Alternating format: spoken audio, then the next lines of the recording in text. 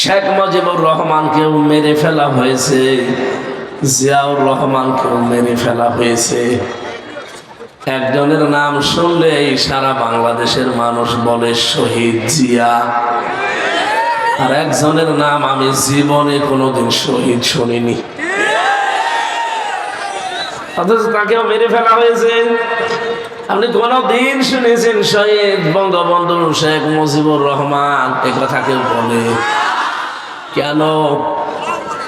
জিয়াউর রহমানের নাম শুনলে মানুষ শহীদ জিয়া বলে। আমি 16 সালে হজে গিয়ে দেখেছি, ওই যে জায়গাটা আরাফাতের ময়দান, এর পাশে মসজিদে নামিরা, কাবার ইমাম খুতবা দিচ্ছিলেন শহীদ জিয়াউর রহমান, এই নামটা উচ্চারণ করে। উনি আরবিতে অনেকগুলো কথা বলছিলেন, কথার পরিভাষা বাংলা অর্থ এইটা দাঁড়ায়, হে আল্লাহ শহীদ জিয়াউর রহমানকে জান্নাতের সুউচ্চ মাকাম দান করো। কোন জায়গায় দোয়া হচ্ছে আপনি টের পেয়েছেন? আরাফাতের ময়দানের পাশে মসজিদে নামিরা। আপনারা সবাই জানেন আরাফাতের ময়দানে মানুষের দোয়া আল্লাহ কবুল করে থাকেন। এটা শোনেননি কোনোদিন? যেই 10টা জায়গায় মানুষের দোয়া কবুল হয় তার ভেতরে এটা 1 নাম্বার। আমাদের আদি পিতা হযরতে আদম আলাইহিস সালাম, তার স্ত্রী হযরতে হাওয়া 350 বছর পর্যন্ত খন্দন করার পর যেই ময়দানে তাদের দোয়া কবুল হয়েছিল তার নাম আরাফাতের ময়দান। কথা বলেন না কেন? নবীজি জানিয়েছেন এই ময়দানে কোনো মানুষ যদি দোয়া করে আমার আল্লাহ এটা ফেরত দিতে লজ্জা বোধ করে। এত দামি জায়গা এটা, যেহেতু 40, 45, 50 ডিগ্রি সেলসিয়াস থাকে, এত তাপমাত্রা ওই দেশে, আরাফাতের ওই ময়দানে হাজার হাজার নিম গাছ এই জিয়াউর রহমান লাগিয়েছিল। কি কথা বলে না কেন? কাবার ইমাম তো আর নিম গাছ চেনে না, ওনারা শাজারাতুজ জিয়া নাম দিয়েছে এইটার, যে জিয়া গাছ। আমি নিজেও নিম গাছের নিচে বসেছিলাম, লক্ষ লক্ষ হাজিরা তামাম দুনিয়া থেকে যারা আসে, হয়তো জিয়াউর রহমানকে চেনে না, কিন্তু শাজারাতুজ জিয়া চেনে, জিয়া ট্রি। এই গাছের নিচে তারা যখন বসে, এত বড় কঠিন তাপের ভেতরে একটু সূর্যের আলো থেকে বাঁচার জন্যে, এ তাপ থেকে বাঁচার জন্য যদি একটু ছায়া পাওয়া যায়, এমনিতেই মন থেকে দোয়া চলে আসে। আমার মনে হয় এই জন্যে তার নামটা শুনলে মানুষ বলে শহীদ জিয়া। আল্লাহর দরবারে শুকরিয়া জানাচ্ছি যিনি আমাদেরকে মুসলমান বানিয়েছেন। এটা আমরা পৃথিবীতে আসার আগে কেউ আল্লাহর কাছে চাইনি যে আমাকে মুসলমানের ঘরে পাঠিয়ে। আল্লাহ যেহেতু দয়া করে আমাদেরকে এই ঘরে পাঠিয়েছেন, সুতরাং এই ঘরের মান মর্যাদা সম্মান যেন ঠিক থাকে, সেই কাজ আমাদের করা লাগবে। অনেক মানুষ মুসলমানের ঘরে এসেও এই ঘরের সম্মান ঠিক রাখতে পারছে না। তারা নিজেদেরকে বামপন্থী বলে মুসলমানের পরিচয় বহন না করে বামপন্থী বলে নিজেদেরকে তারা আনন্দ বোধ করে। ওয়া আসহাবুল ইয়ামিন মা আসহাবুল ইয়ামিন ওয়া আসহাবুশ শিমাল মা আসহাবুশ শিমাল। আল্লাহ তাআলা বলেন ডানপন্থী যারা, এই মানুষগুলোকে আমি আল্লাহ ভালোবাসি, এদের জান্নাতে দেব। আর যারা বামপন্থী এদেরকে আমি ঘৃণা করি, এদেরকে জাহান্নামে দেব। যারা এই দেশে মুসলমান দাবি করার পরও বলে যে আমি বাম রাজনীতি করি, আপনার মতো কপাল পোড়া মানুষ এই বাংলাদেশে আর নেই। জান্নাতে যারা যাবে ওরা কি বামপন্থী না ডানপন্থী? ডানপন্থী হলে কি কি করা লাগে? বিশ্বনবী মুহাম্মদ রাসূলুল্লাহকে দিয়ে আল্লাহ কি কি করিয়েছিলেন এই দুনিয়াতে। গতকাল আপনারা দেখেছেন এই দেশে খ্যাতনামা একজন পীর সাহেব সৈয়দ রেজাউল করিম হাফিজাহুল্লাহ, তার কাছে এতদিন যারা বলতো কোরআনের সাথে ধর্মের সম্পর্ক নেই, কোরআনের সাথে রাজনীতির সম্পর্ক নেই, শরিয়া আইন আমরা বিশ্বাস করি না, এই মানুষগুলো এখন সেখানে যে দোয়া নিতে গেছে, শুধু দোয়া নিয়ে চলে এসেছে। 10টা শর্ত দিয়েছিল যেগুলো এদেশের একামতে দিন ইসলামী আন্দোলনের লোকেরা দিয়ে থাকে, সেই 10টা শর্ত তিনি পূরণ করে লিখিত সই দিয়ে এসেছে। তার মানে এর দ্বারা গতকাল থেকে প্রমাণ হয়ে গেছে বাংলাদেশে ইসলাম ছাড়া জোর করে আপনি কিছু করতেও পারবেন না, টিকতেও পারবেন না। ইসলামের একটা জয় জয়কার ভাব এই বাংলাদেশে আমরা দেখতে পাচ্ছি। গত 3 দিন আগে আমেরিকার গোয়েন্দার একটা রিপোর্ট এদেশে প্রকাশ পেয়েছে যে তৃতীয় একটা রাজনৈতিক শক্তি ইসলামপন্থী যারা এরা এদের উত্থান হতে যাচ্ছে। এই জন্য অনেক জালেম এবং মুনাফিকের মাথা খারাপ হয়ে গেছে। তারা টের পাচ্ছে যে আমাদের পায়ের নিচে মাটি নেই। কারণ পৃথিবীতে বাংলাদেশের মানুষ চালাকও যেমন, চতুরও সেরকম। এরা লবণের ভেতরে বালি দিয়ে চালিয়ে দিতে পারে। কথা বলেন না কেন? আপনাদের এলাকায় যেহেতু মাছ হয়, চিংড়ি মাছের ভেতরে লোহা ঢুকিয়ে যেখানে 20টা 1 কেজি হওয়া দরকার 4টা 1 কেজি হয়ে যায়। এত বুদ্ধি এই দেশের মানুষের, সে শয়তানি বুদ্ধি হোক আর ভালো বুদ্ধি হোক। এই এখানে এরকম করা যাবে না, বসেন, তাড়াতাড়ি বসেন, যারা দাঁড়িয়ে আছে বসিয়ে দেন।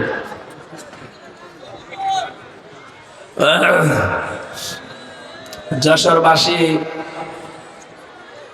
সুতরাং এই দেশের সামনে যদি কেউ চেয়ারে বসতে চায় তাকে ইসলামের দোহাই দিয়ে বসা লাগবে। আর এবার কিন্তু আমরা সতর্ক হয়ে গেছি, ইসলামের দোহাই দিয়ে যদি এই দেশে কেউ অনইসলামিক কাজ কারবার করে আবার 5 আগস্ট সংগঠিত হতে পারে।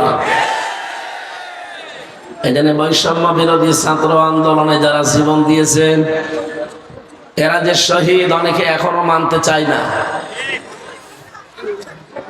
7 প্রকার মানুষকে শহীদ বলা হয়েছে কোরআন আর হাদিসের পরিভাষায়।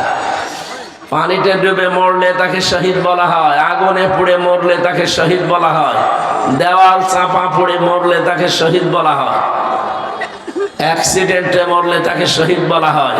আমি কি এগুলো বানিয়ে বলছি? বলেন, জালেমের জুলুমের সামনে নিজের জীবনটা যারা দিয়ে দিল তারা শহীদ হবে নাকি? আপনাকে কি আবার ফের শহীদ হয়ে দেখানো লাগবে? শহীদ এই শব্দটা কত বড় দামি শব্দ আপনি জানেনই না। আপনি দেখেছেন এই দেশে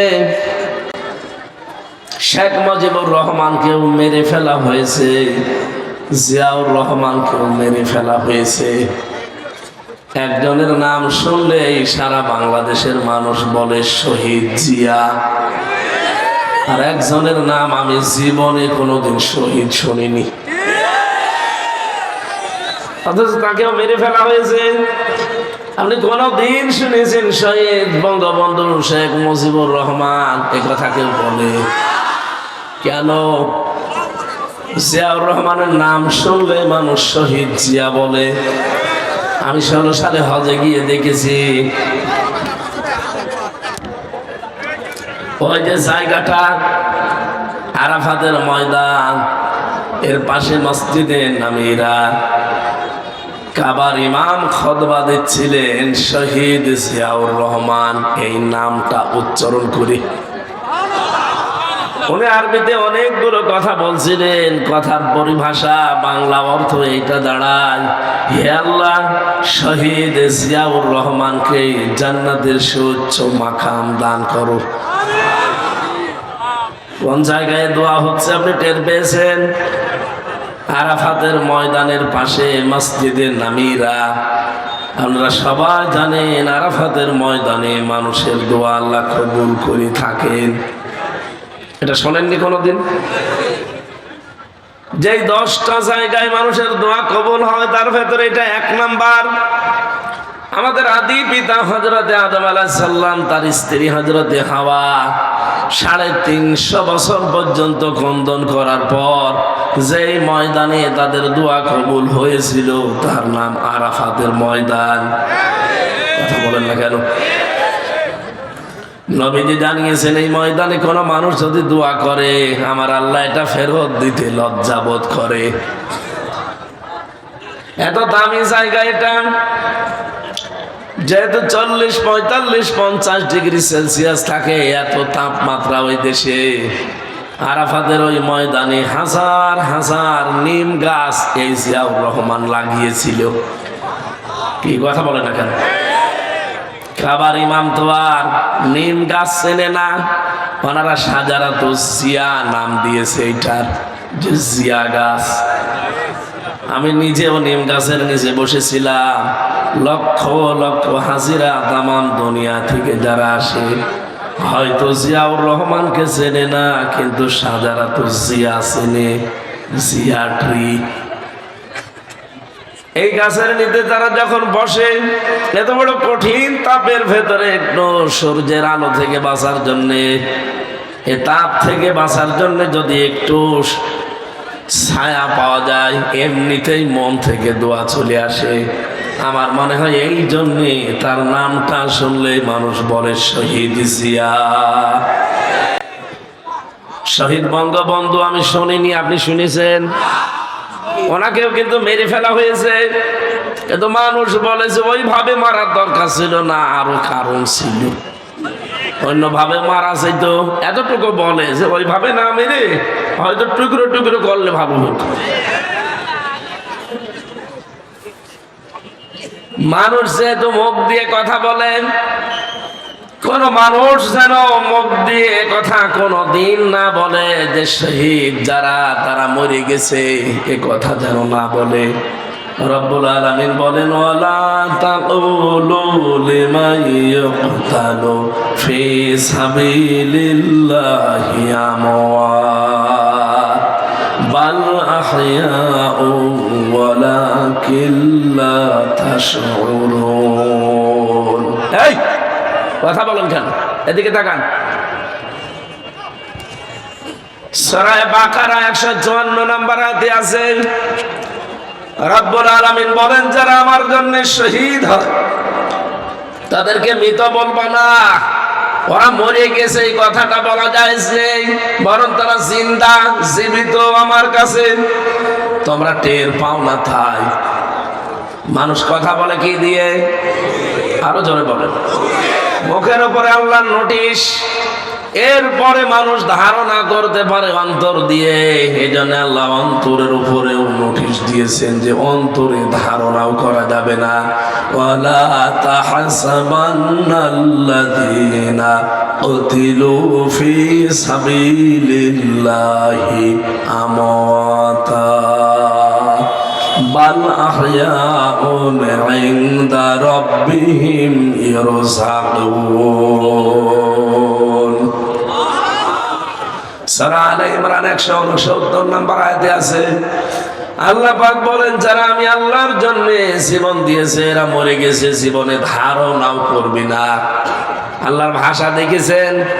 মনে করছেন আপনাকে খুব সম্মান দিয়ে বলছে না, ওয়ালা তাহসাবান্নাল্লাযীনা কুতিলু, ধারণা করবি না।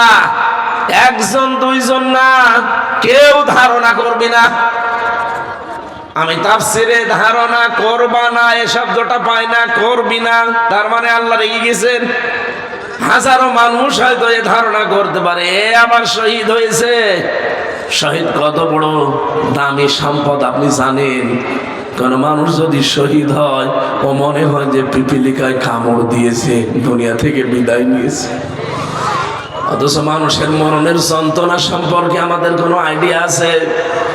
বিশ্বনবীর মতো মানুষ যেদিন ইন্তেকাল করবেন, হযরতে ফাতেমাতুজ জাহরা রাদিয়াল্লাহু তাআলা আনহা লক্ষ্য করে দেখলেন ঘরের দরজায় কে যেন কড়া নাড়ছে।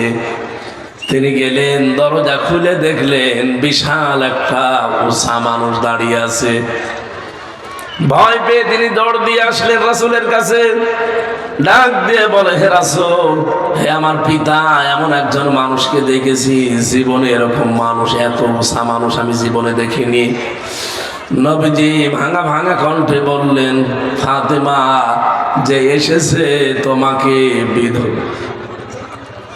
এতিম বানানোর জন্যে। তুমি চিনতে পারো না এই লোকটাকে? পৃথিবীর কোন মানুষ না, ফেরেশতা আজরাইল। আসতে বলো। তিনি আসলেন, সামনেই ছিলেন হযরতে জিবরাইল আলাইহিস সালাম। তিনি ডাক দিয়ে বললেন, হে রাসূল, জীবনে বহুবার আপনার কাছে এসেছি, আজকে একটা নতুন ফেরেশতা আমার সাথে আমি নিয়ে এসেছি।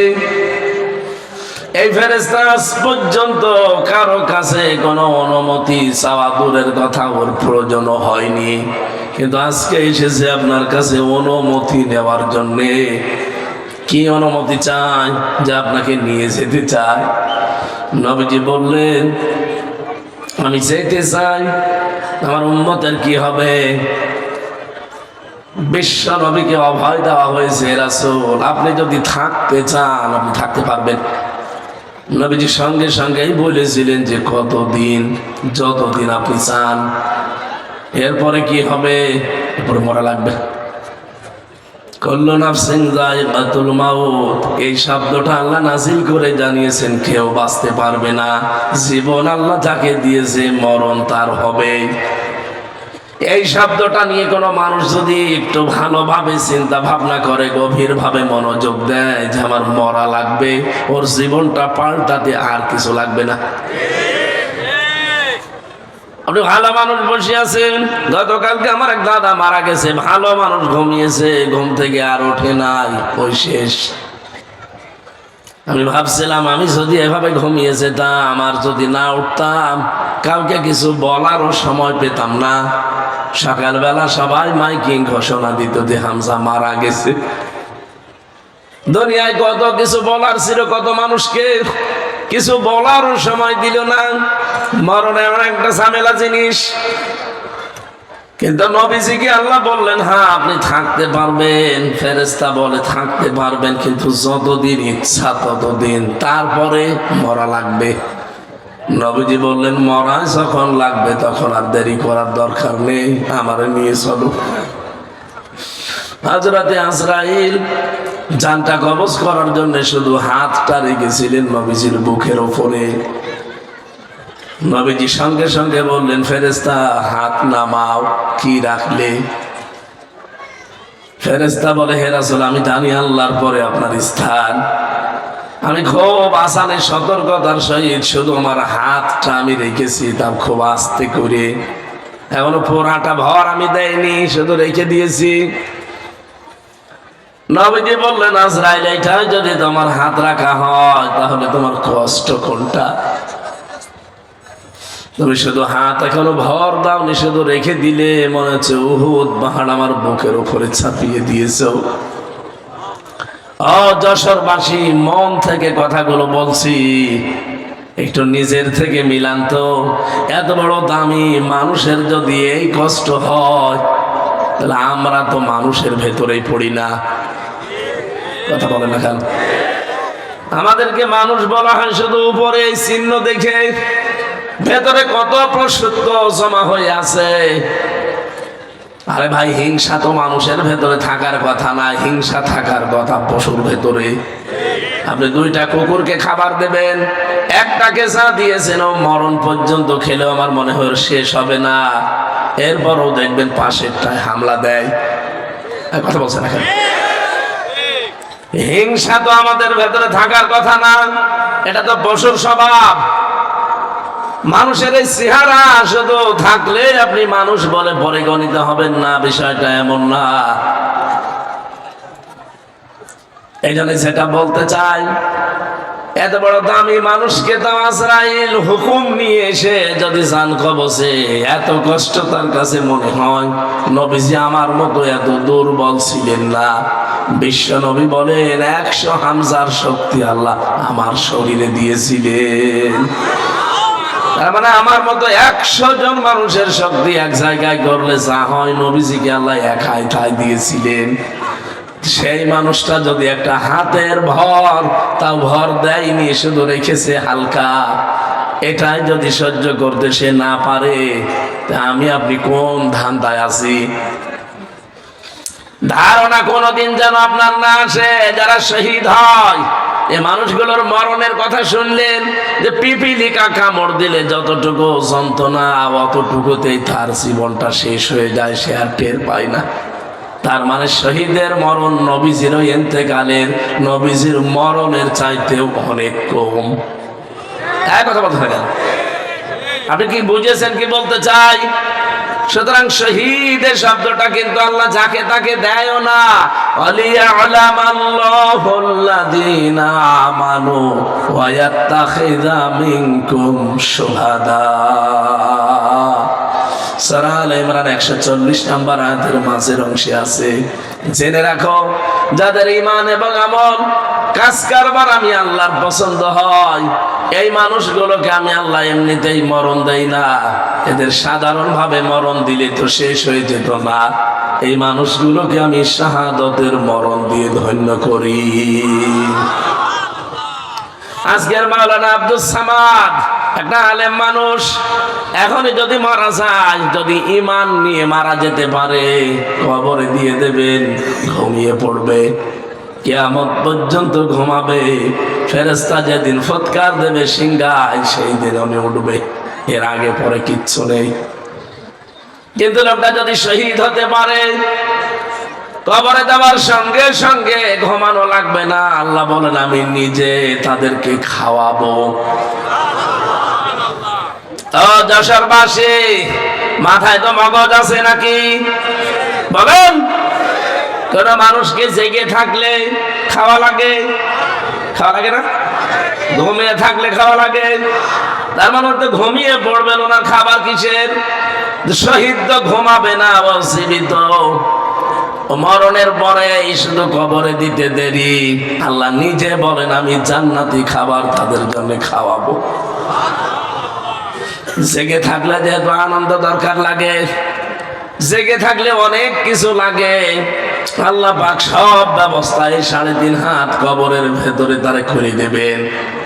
জেগে থাকলে অনেক মানুষের আমরা দেখি, জীবিত মানুষ যারা খাবার খায় তাদের 5টা জিনিস তৈরি হয় শরীরে। কয়টা? খাবার খেলে তাদের রক্ত তৈরি হয়, খাবার খেলে পিত্ত রস তৈরি হয়, খাবার খেলে বীর্য তৈরি হয়, খাবার খেলে মল তৈরি হয়, খাবার খেলে প্রস্রাব তৈরি হয়। এই 5টা জিনিস এই শরীরের ভেতরে তৈরি হয়ে বাকিগুলো বের করে দেয়।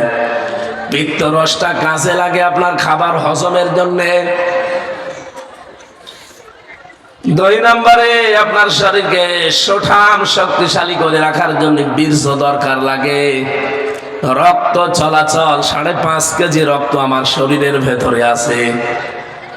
ঘন্টায় 60 কিলোমিটার বেগে আমার রক্তগুলো মাথা থেকে পা পর্যন্ত দৌড়াচ্ছে। বাকি মল এবং প্রস্রাব যেগুলো আমাদের কাজে লাগবে না, এগুলো আমার শরীর থেকে আমার আল্লাহ বের করে নেয়। প্রস্রাব যদি বন্ধ হয়ে যেত আপনার, আপনি টের পান। একবার প্রস্রাব সাধারণভাবে করাতে আপনার 12,000-এর উপরে খরচ লাগবে শুধু টাকা। এই যে অক্সিজেন দিয়ে আমরা বেঁচে আছি, 1 কেজি যদি অক্সিজেন কেউ কিনে বেঁচে থাকতে চায় 66,000 টাকা লাগবে তার। অথচ প্রতিদিন আমরা কম বেশি 16 কেজি অক্সিজেন নিতে আসি, 1টা টাকাও দেয়নি। কোনদিন জিবরাইল এসে বিলের কাগজ দিয়েছে যে 16 কেজি অক্সিজেন, 1 কেজি 66,000 টাকা, আপনার যশোর পোড়া বিক্রি করে দেওয়া লাগতো। কথা বলেন। যেহেতু মানুষ মারা যায় না, জীবিত থাকে, রক্ত তৈরি হয় শহীদের শরীরে। এটা যে প্রমাণ হয়ে গেছে, নবীদের চাচা হযরত হামজা, তিনি শহীদ হয়েছিলেন উহুদের ময়দানে। তাকে কাফেররা 70-এর উপরে টুকরা করেছিল। যেখানে কবর দিয়েছে তার 3টা টুকরা পাওয়া যায়নি। 70 টুকরার ভেতরে বিভিন্ন পাহাড়ে, বিভিন্ন গাছগাছালির ভেতরে টুকরাগুলো তারা ছড়িয়েছিল। সাহাবায়ে কেরাম খোঁজ করতে করতে সবগুলো মিলিয়ে ফেলেছিলেন, কিন্তু 3 টুকরা পাননি। ওইভাবেই নবীজির চাদর দিয়ে আর পাহাড়ের লতা পাতা দিয়ে তারে মাটিতে দিয়ে দিয়েছে। 30 বছর পর তার খবর একবার ভেঙে গিয়েছিল। কত বছর? এই ছোটবেলায় যারা তারা যুদ্ধ করেছিল উহুদের ময়দানে তার সাথে, তারা আজ অনেকে বেঁচে আছে। রক্ত অনুসন্ধান করতে করতে গিয়ে দেখে 30 বছর আগে নবীজির চাচা হযরতে হামজা তাকে শহীদ করা হয়েছিল। তার ওই যে জায়গা কাটাগুলো, ওই কাটা জায়গা দিয়ে এখনো ফিনকি দিয়ে তাজা রক্ত বের হচ্ছে। বাংলার মুসলমানেরা উনি যদি খাবার না খাবে রক্ত পেল কোথায়? 30 বছর পরে রক্ত তৈরি হওয়ার কথা বলেন। এখানে শহীদ ছাত্র বৈষম্য বিরোধী ছাত্র আন্দোলনে যারা জীবন দিয়েছে ওদেরও জীবনে আমার মতো মায়া ছিল না? ছিল না? শহীদ আবু সাইদ এভাবে যে বুকটা পেতে দিলে ওর জীবনের কোনো মায়া ছিল না? আপনি কি মনে করেন মায়া ছিল না?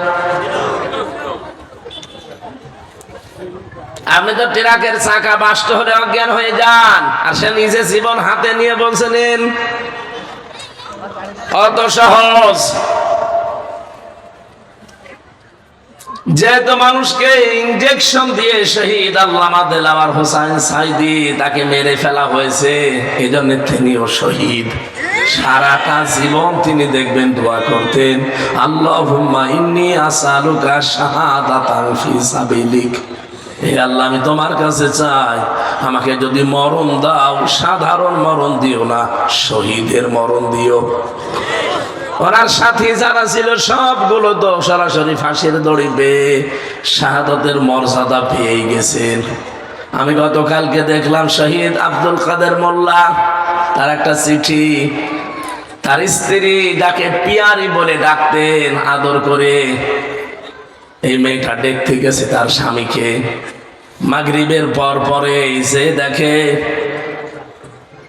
চা খাচ্ছে বসে, জিজ্ঞাসা করছে কি গো এই অবেলায় চা খাও? বছর রোজা রেখেছিলাম, এখন চা খাওয়ার পর আমি একটু খাবার খাবো।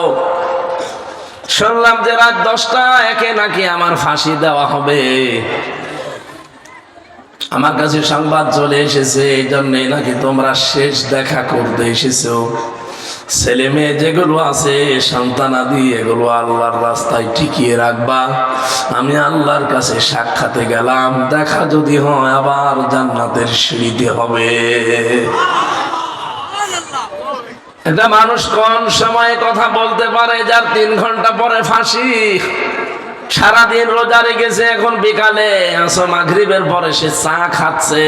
আপনার মনে হচ্ছে শুনতে খুব সহজ, এটা কি বাস্তবে অত সহজ?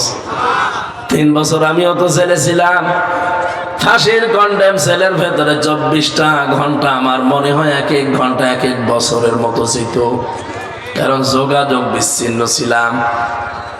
24 ঘন্টা আমার তালা লাগিয়ে রেখেছিল, মনে হতো যে 1 ঘন্টা যাচ্ছে 1 দিনের মতো, তাহলে 24 ঘন্টা 24 দিনের মতো ছিল। কোনো কিছু নেই, তারপরও অজানা একটা টেনশনে আমাকে সবসময় কাবু করে রাখতো। ওই যে ডায়াবেটিস হয়ে গেছে এখনো পর্যন্ত ভালো হয় না। অথচ লোকটার মাত্র 3 ঘন্টা বাকি আছে, 7টার সময় যদি দেখা করে থাকে 10টা একে ফাঁসি। কয় ঘন্টা? 3 ঘন্টা আগে সে লোকটারে এত উৎফুল্ল মনে হচ্ছে শ্বশুর বাড়ি যাচ্ছে। আল্লাহ রাব্বুল আলামিন কোরআনে কারিমে জানিয়েছে যে কারারক্ষী আমি জেলখানায় থাকতে আমাকে ঘটনা শুনিয়েছিল একবার, যে আমি তার ফাঁসির সময় ছিলাম। এই লোকটার 3টা ঘন্টা বাকি আছে, কিন্তু শরীরের ভেতরে চেহারার ভেতরে কোনো ছাপ নেই, একেবারে নিশ্চিন্তায় বসে আছে। মনে হচ্ছে ওনাকে কোনো সুসংবাদ দেওয়া হয়েছে। আমি ওই দিন কারারক্ষী কুতুবউদ্দিন ভাইকে বলেছিলাম যে ভাই আপনি টের পাননি, আমি টের পেয়েছি। ইন্নাল্লাযীনা ক্বালু রাব্বুনাল্লাহ সুম্মা ইসতাকামু তাতানাজ্জালু আলাইহিমুল মালাইকা। আল্লাহ পাক বলেন সত্যি যারা এই কথা বলতে পারে আমার রব আল্লাহ, এই কথা বলেই শুধু এলোমেলো যায় না, সে টিকে থাকতে পারে এই কথার উপরে। যত ঝড় ঝাপটা তার উপরে আসবে তারপরও সে টিকে থাকতে পারে। আমি আল্লাহ তাকে এমনি এমনি কিছু না দিয়ে ছেড়ে দেই না। তাতানাজ্জালু আলাইহিমুল মালাইকা, এটা মজারে বর্তমান ভবিষ্যৎ, প্রেজেন্ট ফিউচার। মালাকুন এক বচন, মালাইকা বহু বচন। রব্বুল আলামিন বলেন আমি নিজে তার জন্য হাজার হাজার ফেরেশতা পাঠিয়ে দেই রিসিভ করার জন্য। ওয়েলকাম জানাতে থাকে ফেরেশতারা, আর বলে কোনো ভয় নেই, কোনো চিন্তা নেই। হয়তো ভয় হচ্ছে যে আমি এখন চলে গেলে আমার বর কি হবে, আমার ছেলে মেয়ের কি হবে, তাদেরকে কে দেখে রাখবে, আমার দলের লোক এতগুলো মানুষ পালিয়ে বেড়ায় জেল খাটে, কি হবে তাদের। আল্লাহ পাক বলেন আমি ফেরেশতা দিয়ে বলি যে এই কথা শুনিয়ে দাও, কোনো চিন্তা নেই, কোনো ভয় নেই, সবগুলোর দায়িত্ব আল্লাহ নিজে নিয়ে নিয়েছে।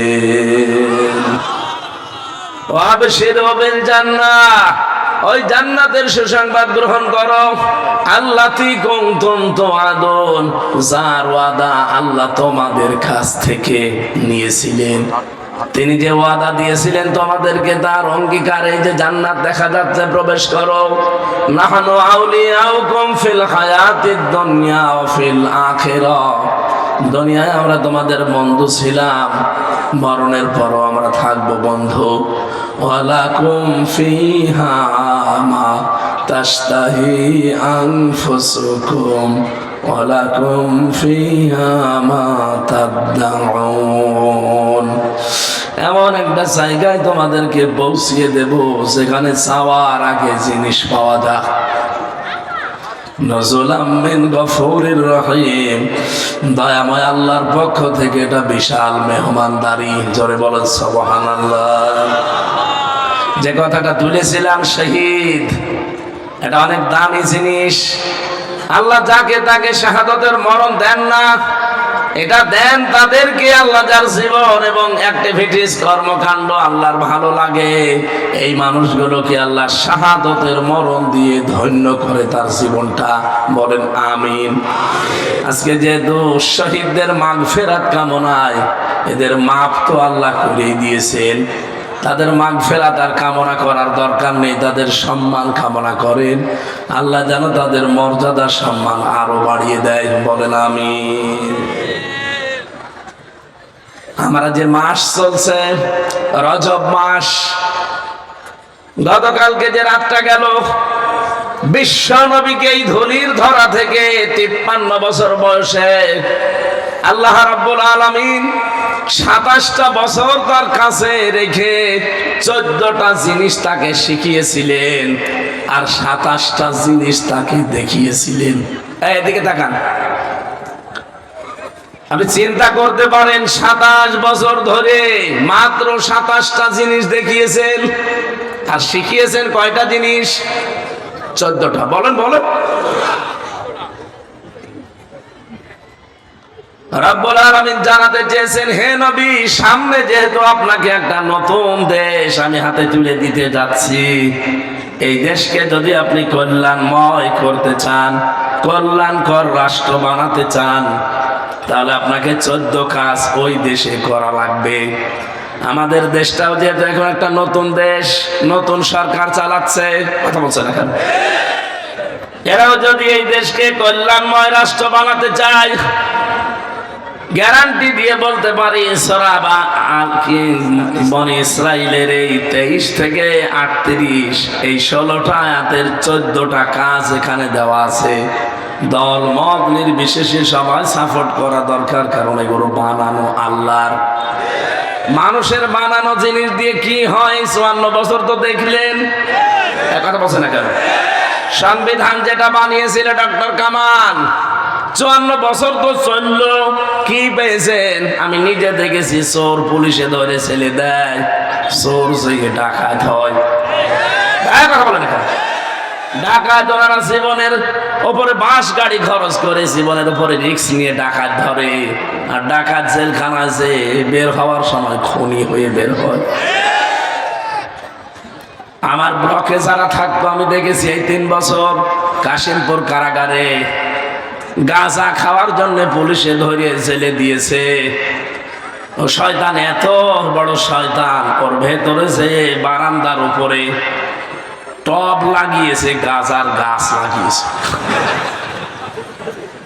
অথচ পুলিশে গাঁজা খাওয়ার জন্য ধরে জেলে দিয়েছে, আর ও গাঁজার গাছ লাগিয়েছে ভেতরে। জেলার একদিন এসে বলছে যে ওরে শয়তান, আমরা আর কি করব, এর 24 ঘন্টা তালা লাগিয়ে রাখি ব্লকে। আর এ কি আশ্চর্য মানুষ গো, গাঁজা খাওয়ার জন্য যারে পুলিশে ধরে প্রশাসন ধরে জেলে দিয়ে গেল, আর ভেতরে গাঁজার চাষ করছে। হবে না মানুষের তৈরি করা আইন দিয়ে বাংলার জনগণ। 53-53.5 বছর আমাদের দেখা অলরেডি শেষ।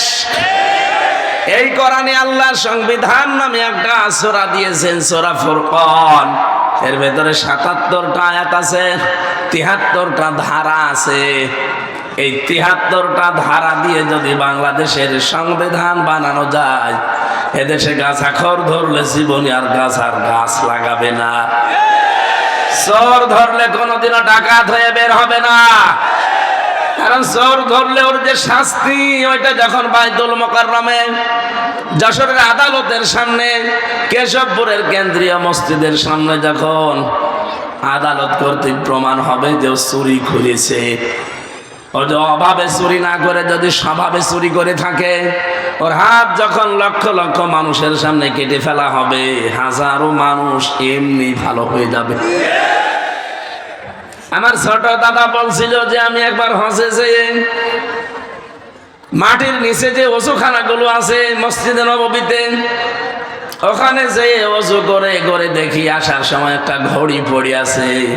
চিন্তা করলাম কেউ নিচ্ছে না, আশপাশে তাকিয়ে দেখলাম কেউ নেই। মনের ভেতরে ভয়, যদি ধরা পড়ে যায় দেশের আইন হচ্ছে হাত কেটে দেবে। দেশে গেলে মানুষ বলবে হাজী সাহেব চোর। এই ভয়ে নিতেও পারি না, কিন্তু কেউ তো নেই আশপাশে। আস্তে করে তুলে নিলাম। হারানো জিনিস যেখানে জমা দেওয়া, ওই জায়গায় জমা দিলাম। মসজিদে নববীর সামনে ওই ঘরটা আছে। ওনারা জিজ্ঞাসা করলাম যে ওনার ভাষা দিয়ে, কারণ উনি 14-15 বছর এখন ওই দেশে থাকে। জিজ্ঞাসা করলাম যে ভাই এই ঘড়িটার দাম কেমন হবে? উনি ওনার ভাষা দিয়ে বলে, ইয়া হাজিউল হজ্জাত আইনা বিলাদুকা। হাজি দেশ কোথায়? জি তোমেন বাংলাদেশ। বাংলাদেশ থেকে এসেছি। উনি হিসাব করে বলছে আপনার বাংলার টাকা অনুযায়ী এই ঘড়িটার দাম হবে কমপক্ষে 72,000 টাকা। মোবাইল ঘড়ি। বলেন তো 72,000 টাকার ঘড়ি পড়ে আছে, কেউ নিচ্ছে না, ওযুখানায়। এদেশে 72 পয়সা থাকবে? বলেন। ওই দেশে তারপরও কোরআনের সম্পূর্ণ আইন নেই। 100 ভাগের মাত্র খুব বেশি হলো 30 ভাগ আছে, বাকিগুলো নেই। 30 ভাগেই আমি যে শান্তি পেয়েছি ওই দেশে, আমার এই দেশে যদি 100 ভাগ কোরআনের আইনটা কার্যকর হয়ে যায়। কালকে আমি এক জায়গা থেকে আসার সময় পুলিশ, আমার নরম সরম পুলিশ, একেবারে হাবাগোবা গাড়িটা আটকিয়েছে, আমার পেছনের গাড়িটা।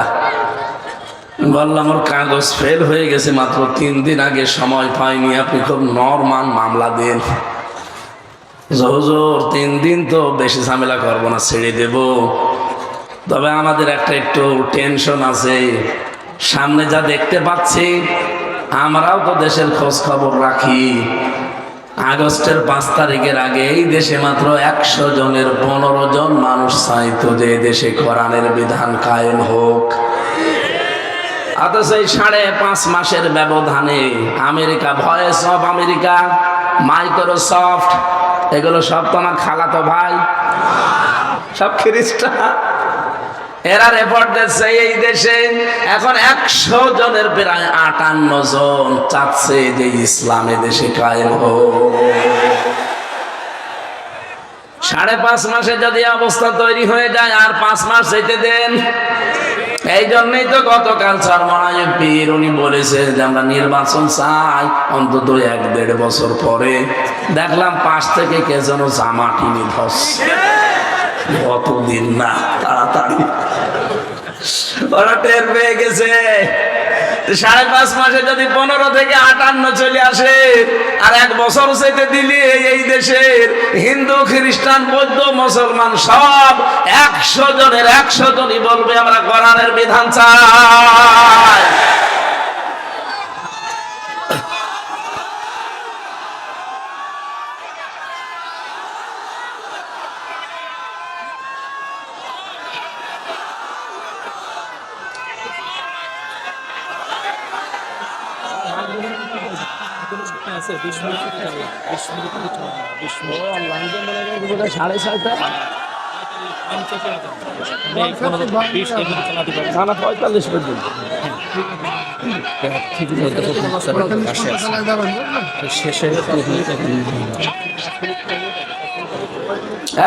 দাঁড়িয়েছেন কেন? বসেন। আমি যে গুরুত্বপূর্ণ বিষয়টা তুলতে চেয়েছিলাম, আমি তোমার ঘড়ি নষ্ট হয়ে গেছে নাকি কি সমস্যা? আমি মনে করছি বোধ হয় 4:30 বাজে, শয়তান দেখি 5:30 বেজে গেছে। ঘুরে আসবে তো কাটাটা আসলে ঠিক আছে। আমি তো ওই হিসাবে চালাচ্ছিলাম, কি বলতে হবে বলুন তো। যাক, বাদ দিয়ে দিলাম সব। আমরা তেলাওয়াতকৃত আয়াত যেটা পড়েছিলাম, ওয়ালা তাকফু মা লাইসা লাকা বিহি ইলমুন, যে বিষয়ে জ্ঞান নেই এ বিষয়ে মুখ খুলবা না, এই আদেশ কার? বলেন বলেন। কেন দিয়েছেন? কারণ কিয়ামতের ওই কঠিন ময়দানে আপনার অন্তর, আপনার কান, আপনার এই মুখ যেটা দিয়ে কথা বলেন, ইন্নাস সামআ ওয়াল বাসারা ওয়াল ফুয়াদা, আপনার এই চোখ, আপনার এই মুখ, আপনার অন্তর, কিয়ামতে প্রতিটি জিনিস কিন্তু পঙ্খানো ভাবে জিজ্ঞাসিত হবে। কি কি করেছেন সব এই 3টাকে আল্লাহ জিজ্ঞাসা করবে, একেবারে সঠিক উত্তর এরা দিয়ে দেবে। কারণ আপনাকে আল্লাহ কথা বলতে দেবে না। আল ইয়াউমা নাখতিমু আলা আফওয়াহিহিম ওয়া তুকাল্লিমুনা আইদিহিম ওয়া তাশহাদু আরজুলুহুম বিমা কানু ইয়াকসিবুন। রাব্বুল আলামিন বলেন, কিয়ামতের দিন তোর মুখটা যখন শিলায় লাগিয়ে দেব, হাত বলবে আল্লাহ এই করেছিল। যশোর বাসী, এখানে মাত্র 20,000 মানুষ মনে করেন, এই জায়গায় যদি আমার মুখটা আল্লাহ এখনই বন্ধ করে দিয়ে আমার হাতের কথা চালু করে দেয়, আর সারাদিন অন্তত হাত দিয়ে যা করেছি এগুলো শুনতে আমার কান মেনে নেবে না। আমার পা দিয়ে অন্তত কোনো খারাপ কাজে আজকে সকাল থেকে আমি যাইনি, তারপরেও যতটুকু যা করেছি, পা যদি এখন কথা বলা আরম্ভ করে যে অমুক অমুক জায়গায় গিয়েছিলে, অমুক অমুক জায়গায় যাওয়ার নিয়ত ছিল, আমার মান সম্মান থাকবে। কিয়ামতের দিন আল্লাহ বলেন, মানুষের মুখ যখন বন্ধ হয়ে যাবে, ওর শরীরের ভেতরে আমি আল্লাহ ওর অপরাধগুলো ফুটিয়ে তুলবো। আপনি যদি ডাকাতি করে থাকেন, চুরি করে থাকেন, ঘুষ খেয়ে থাকেন, সুদ খেয়ে থাকেন, এই শব্দটা আপনার এই কপালের উপরে আল্লাহ লিখে দেবে। এত মোটা অক্ষরে লিখবে যে ঘড়ি দেখতে পান জলে লেবে এরকম মোটা অক্ষরে লেখা থাকবে যে আপনি চোর, আপনি ঘুষখোর, আপনি সুদখোর, আপনি জেনাকারী। এগুলো যখন ফুটিয়ে তুলবে, কিয়ামতে কোটি কোটি মানুষ থাকবে, আপনার কি মনে হয় কি পাবেন? লজ্জা আপনি বলেন। এজন্য হিসাব নিকাশ করে আমাদের কথা বলা দরকার। যে কোনো কথা বলার আগে অন্তত 3 বার চিন্তা করা দরকার। আল্লাহ কিন্তু এই কথাটা শুনতেছে, ফেরেশতারা লিখতেছে, আর কিয়ামতে এই কথার উপরে আমার আবার হিসাব হবে। এক কথা বলে না কেন? এমনিতে আপনার জীবন পাল্টিয়ে যাবে। যে 27টা জিনিস নবীকে আল্লাহ দেখালেন, তার প্রথম নাম্বারে আল্লাহ তাকে দেখিয়েছিলেন পুলসিরাত। কি দেখিয়েছেন? বলেন বলেন। সর্বপ্রথম আল্লাহ তাকে পুলসিরাত দেখালেন। আমরা অনেকেই সারা জীবন নাম শুনি পুলসিরাত, কি এটা কোনোদিন কল্পনাও নিয়ে আসতে পারেন না, আপনার আসবেও না। 30,000 বছরের রাস্তা, উঠতে 10 বছর, সোজা 10 বছর, নামতে 10 বছর। তাও এরকম ব্রিজ চওড়া হলে তো হয়, চিকন হবে চুলের মতো, আর ধার হবে হীরার মতো। কোরআনে কারীম জানিয়েছে ওয়া ইম মিনকুম ইল্লা ওয়ারিদুহা কানা আলা রাব্বিকা হাতমান মাকদিয়্যা সুম্মা নুনাজ্জিল্লাযীনা তাকাও ওয়া নাযারুজ জালিমিনা ফিহা জিসিয়্যা। বলছে রাতটা আমি জাহান্নামের উপরে সেট করেছি, এই মানুষগুলোকে আমি আল্লাহ যাদেরকে পার করে দেব, দুনিয়া যাদের তাকওয়া ছিল আর যারা অপরাধী, এই মানুষগুলো কেটে কেটে এর ভেতরে পড়তে থাকবে। বলেন নাউজুবিল্লাহ। আয়াতটা পড়লে আমার যেন কেমন মনে হয়, কিয়ামতে হয়তো আল্লাহ ওই কাঁটার ভেতরে আমারে আবার ফেলে দেয় কিনা। আমার তাকওয়া যদি মানসম্মত না হয়, উপরে লোক দেখানোর জন্য যা করলাম, আমার তাকওয়া যদি আসলে মানসম্মত না হয়, কিয়ামতের দিন কিন্তু ওই পুলসিরাত পার হওয়ার সময় আপনাকে কেটে পড়ে যাওয়া লাগবে। এই জন্য তাকওয়াটা একেবারে মানসম্মত তৈরি করা দরকার দুনিয়ায়। দ্বিতীয় নম্বরে নবীজিকে আল্লাহ দেখালেন মিজান। মিজান মানে না, এখানে পুলিশ অফিসার বসে আছে, ওনাকেও যদি জিজ্ঞাসা করি মিজান মানে কি, যেহেতু বাংলা শিক্ষিত মানুষ, ও একবারে বলবে মিজান মানে দাড়ি পাল্লা। জিজ্ঞাসা করেন তো কোনোদিন কোনো অভিধানে কোনো জায়গায় পড়েছে মিজান মানে দাড়ি পাল্লা? পড়েছে? পড়েন না, শুনে শুনে। মিজান মানে মানদণ্ড। মিজান মানে কি বলেন বলেন। আপনি হাইকোর্টে যান, দেখবেন সামনে একটা দাড়ি পাল্লা টাঙানো আছে, দুই দিকে এই পাল্লাটা সমান। সরকার দেশের জনগণকে বোঝাতে চায়, সারা বাংলাদেশের কোন জায়গায় যদি ন্যায় বিচার না পাও, এই হাইকোর্টে আসলে ন্যায় বিচার পাবা। এই যে ন্যায় বিচারের চিহ্ন, তাহলে দাড়ি পাল্লাটা হচ্ছে ন্যায় বিচারের কি? আরো জোরে বলেন। নবীজিকে আল্লাহ মিজান দেখিয়েছিলেন। কি মিজান? এবার খেয়াল করেন, এখানে আমার মনে হয় শুধু পাগল ছাড়া, নারী পুরুষ যত আমরা এসেছি, শুধু পাগল ছাড়া এমন কেউ নেই যে কথা সে লোকটা বলতে পারে যে কিয়ামতের দিন আমাদের যে আমল, আমল মানে কি? এই জবাব দিলেন না?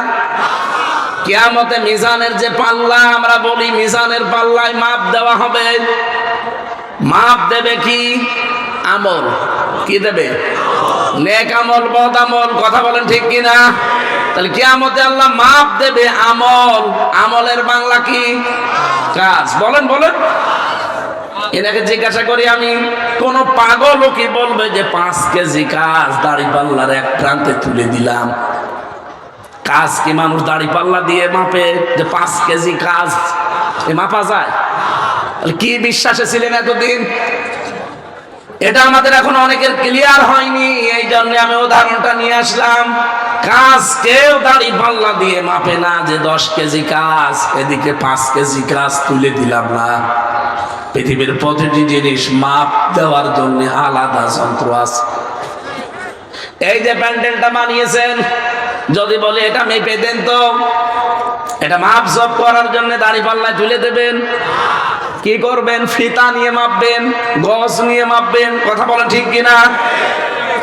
এই যে পানি দিয়েছেন খাবার জন্য, খাবারের এই পানিটা যদি বলি ভাই মেপে দেন, আপনি ফিতা দিয়ে মাপবেন। এটার জন্য লিটার আছে, সিসি আছে। এই কথা বলেন না কেন? আপনাকে আমি এতটুকু চাউল দিলাম, চাউল কি একটা একটা করে গুনে গুনে মাপবেন? এটার জন্য দাড়ি পাল্লা লাগবে, বাটখারা লাগবে, পাথর লাগবে, কেজি লাগবে। কথা বলেন না কেন? দুনিয়ার যত জিনিস আছে, প্রতিটি জিনিস পরিমাপ করার জন্য একটা আলাদা যন্ত্র পাবে।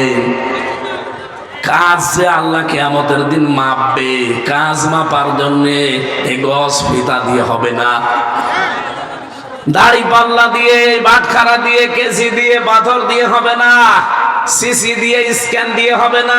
কাজ মাপতে হয় গুরুত্বের ভিত্তিতে। কি কথা বলে না কেন? কাজ মাপে মানুষ কি দিয়ে? গুরুত্ব দিয়ে। গুরুত্বের ভিত্তিতে কাজ মাপতে হয়।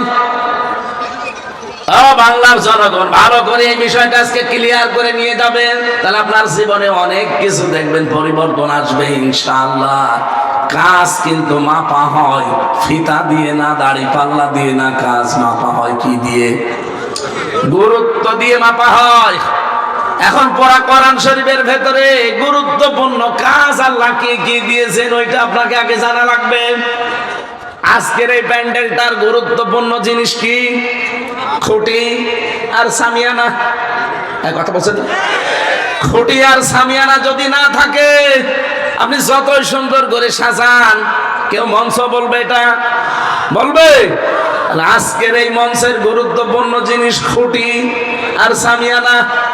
গুরুত্বহীন অনেক জিনিস এখানে আছে, যে কার্পেটটা, এই যে মাইক গুলো, এই টেবিলটা, এই চেয়ারটা, এ ছাতা যদি নাও থাকে মানুষ কিন্তু এটাকে মঞ্চ বলবে। তাহলে গুরুত্বপূর্ণ জিনিস আগে ঠিক করা লাগবে, নাই তো আপনি মঞ্চে উঠতে পারবেন না। এই কোরআনে আল্লাহ 500টা গুরুত্বপূর্ণ জিনিস দিয়েছেন, আপনি 499টা মানেন, একটা মানেন না, আপনার এই মঞ্চ কিন্তু সরাসরি উঠতে পারবেন না। এই যে নামাজ আল্লাহ দিয়েছেন, ফরজ নামাজ। পৃথিবীর যত ইবাদত দেখবেন প্রতিটি ইবাদতের আলাদা আলাদা কিছু ফরজ জিনিস আবার ভাগ করা আছে। নামাজ যে ফরজ, এই নামাজের ভেতরে আবার ফরজ আছে কয়টা? 13টা। বলেন বলেন, আরো জোরে বলেন। এই 13টা ফরজের 12টা আদায় করলেন, একটা করেননি, আপনার কি সওয়াব হবে কয়টা? হ্যাঁ, একটাও হবে না, কারণ গুরুত্বপূর্ণ জিনিস আপনি ছেড়ে দিয়েছেন। খুব ভালো করে বসেন, 13টা ফরজের একটা আদায় করেননি, 12টা করেছেন, সওয়াব তো হবেই না, জিরো হবে, শূন্য হবে, কিচ্ছু পাবেন না। এখন যদি বলেন না 12টা আদায় করলাম অন্তত 2টা সওয়াব দেন, হবে? এটা যেমন বুঝলেন, কোরআনে আল্লাহ 500 শরীয়তের বিধান দিয়েছেন, এগুলো সব ফরজ, এগুলো সব গুরুত্বপূর্ণ জিনিস। এই 500 ফরজের 499টা আপনি মানেন, একটা তো মানেন না, আরো বিরোধিতা করেন। আপনার জীবনে কিয়ামতে আল্লাহ যখন মিজানে মাপ দেবে, একটাও কিছু পাবে না, গুরুত্বহীন, মানে সওয়াব পাবেন জিরো, শূন্য। এই জন্যই তো সতর্ক করছি আপনাকে যে জীবনে গুরুত্বপূর্ণ জিনিস যেগুলো সেগুলো আগে রাখেন। নামাজ পড়তে গেলে যেমন ফরজ আগে রাখা লাগে 13টা, এরপরে ওয়াজিব 14টা, এরপরে নামাজ ভাঙার কারণ 19টা, এরপরে সুন্নত 12টা, এরপরে মুস্তাহাব 17টা, এভাবে সব আলাদা আলাদা ভাগ আছে। ফরজ 13টা আদায় হয়ে গেলে আপনার নামাজ হয়ে যাবে, কিন্তু বাকিটা যদি আদায় না করেন হয়তো জরিমানা দেওয়া লাগতে পারে, সশিজদা। কথা বলছে না কেন? তাহলে দুনিয়ায় যে 500টা শরীয়তের বিধান, তার ভেতরে 1 নাম্বার বিধান দিয়েছেন আল্লাহ, আপনি যে কালেমাটা পড়েছেন এটা যেন আপনি ঠিক রাখেন। আপনার কালেমা ঠিক আছে? এদেশে বহু মানুষ আমরা ওযু করি, ওযু করার পরে যে ওযু ভেঙে যায় 7টা কারণে। কয় কারণ? একটা কারণে আপনার ওযু ভেঙে গেল। 7 কারণের ভেতরে 1 কারণ, মনে করেন বাতাস বের হয়ে গেছে, ওযু থাকবে। এখন যদি বলেন অতটুকু আর কি হয়, কি হয় মানে ওই আপনার ওযু শেষ, এখন ওই ভাঙা ওযু দিয়ে নামাজ হবে। আরো জোরে, ভাঙা ওযু দিয়ে যদি নামাজ পড়েন, নামাজ পড়া কি হারাম? বলেন বলেন। ঠিক, আপনি ঈমান এনেছেন, ঈমানও কিন্তু ভেঙে যায়। 10টা কারণে ঈমান ভেঙে যায়। কয়টা? এই 10টা কারণ যে কবে কবে আপনার জীবনে এসেছে আপনি জানেনও না, কখন যে ঈমান ভেঙে গেছে আপনি টেরও পাননি। ভাঙা ওযু দিয়ে যেমন নামাজ হয় না, ভাঙা ঈমান দিয়ে আমার আল্লাহর জান্নাতে যাওয়া যাবে না। গুরুত্বপূর্ণ কাজগুলো আগে ঠিক করবেন, এই জন্য আপনাকে এটা পড়তে হবে। 500 আছে শরীয়তের বিধান। এই দেশে আমরা দেখি অনেকে কেউ 100টা মানে, কেউ 150, কেউ 200, কেউ 300, কেউ 400, কেউ 499টায় মানছে, কিন্তু একটা মানতে চাই না, আরো বিরোধিতা করে। 12টা ফরজ আদায় করে একটা না করলে যেমন কিছুই পাবেন না, 499টা আদায় করে ওই একটা না করলে কিছুই পাবেন না। মিজানের পাল্লা আল্লাহ নবীকে আল্লাহ এইটা দেখিয়েছিলেন যে মিজানের ন্যায় এবং মানদণ্ড হিসাবে তোমাকে গুরুত্বের ভিত্তিতে মাপ দেওয়া হবে। দুনিয়ায় গুরুত্বপূর্ণ কাজ যেগুলো আপনারা কিন্তু জানেন, দুনিয়ায় যত গুরুত্বপূর্ণ কাজ তার 1 নম্বরে ঈমান। নাম কি? ঈমানের পরে এই লোকটা কাজ করবে নামাজ। এই গত রাত গেল, এই রাতে আমার আল্লাহ বিশ্ব নবীকে নিয়ে 50 ওয়াক্ত নামাজ দিয়েছিলেন। মসা নবীকে বারবার দেখা হতে হতে শেষে 5 ওয়াক্তই নেমে এসেছে।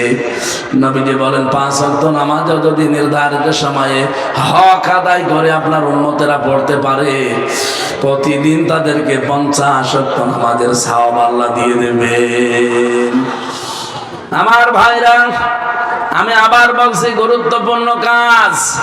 জীবনে 500টা গুরুত্বের দিক থেকে বিবেচনা করে কাজগুলো আপনি করবেন। দুনিয়ায় গুরুত্বহীন এখানে মাইক, গুরুত্বহীন এখানে টেবিল, এগুলো না থাকলেও হয়, কিন্তু আমরা এইগুলো নিয়ে আগে ব্যস্ত।